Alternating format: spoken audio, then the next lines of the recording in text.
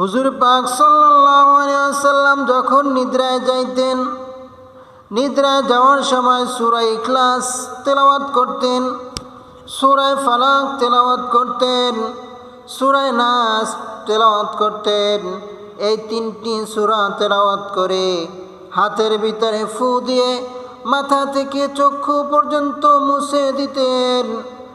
রাসূল পাক সাল্লাল্লাহু আলাইহি ওয়াসাল্লাম আবু দাউদ শরীফের হাদিসের ভিতরে বলেন, একটি মানুষ যখন মৃত্যুর শয্যায় শায়িত হয়, তোমরা তার পাশে বসে কালিমায়ে তয়্যিবা লা ইলাহা ইল্লাল্লাহু মুহাম্মাদুর রাসূলুল্লাহ এই কালিমাটা বেশি বেশি করে পাঠ করবে এবং সূরা ইয়াসিন বেশি বেশি করে পাঠ করবে, যাতে করে ব্যক্তির মৃত্যুটা সহজ হয়ে যাবে।